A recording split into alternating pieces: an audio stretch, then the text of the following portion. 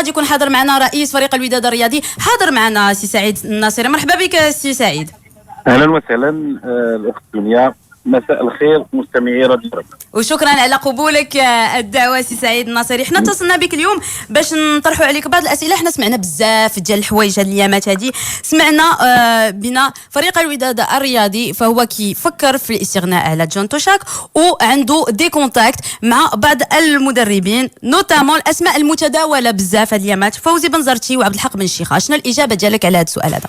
هذا اللي غادي نجاوبكم كل واحد على حده. فيما يخص راه كتعرفين الاحترام المتبادل ما بين نادي الوداد الرياضي ونادي اتحاد طنجة. انا شخصيا ولا جميع المكونات ديال المكتب المسير ما يمكنش لينا نفكروا بهذه العقليه، ومع ذلك كنتمناو للسي بن شيخه حظ موفق مع النادي اللي كيصر على التدريب ديالو. كتبقى هذه غير اشاعه. وفيما يخص السي بن زرتي كنقول للناس اللي كيتكلموا باسم سير بن زرتي ولا باسم الوداد الرياضي بدون اذن وكاله، لان ما حتى واحد ما عطينا شي وكاله مفوضه باش يمشي يتكلم لنا مع السير بن زرتي. والسيره الذاتيه ديال السير بن زرتي كتاهلو باش يدرب الفرق الكبرى. الى انني انا شخصيا لم يسبق لي ان فكرت، كاع ما عمرني فكرت ولا افكر لا حالا ولا مستقبلا ما دمت رئيس ديال هذا النادي اللي اتعاقد مع سير بن زرتي للاشراف على تدريب فريق لا بالسر كما سمعت ولا بالعلن. وتتبقى اشاعه كتبقى اشاعه صالحه لمروجها فقط لا غير.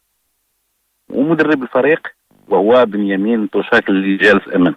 لا فاز دو جروب. سي سعيد الناصري، انا بغيت نطرح عليك سؤال واحد اخر. عاوتاني سمعنا بان كاينه واحد لا رومور متعلقه بسامويل ايتو. واش فريق الوداد الرياضي عنده دي كونتاكت فعلا مع المهاجم الكاميروني سامويل ايتو؟